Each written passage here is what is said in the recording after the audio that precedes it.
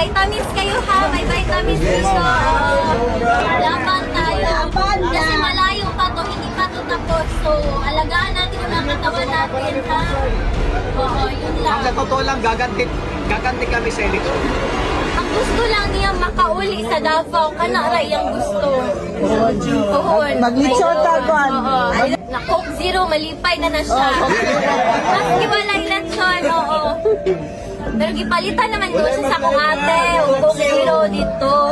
Ang problema ato ni abusado man mag Coke Zero. Namaya ng artificial na chemical, di ba?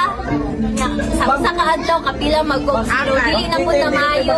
Sa subaybay lang ta sa mga balita. Tapos, dapat alert ta, pirmi, kabalo ta sa unsay panghitabo sa atong surrounding. So, kato lang gyud, ampo lang gyud ta, and dili ta muundang. Dili.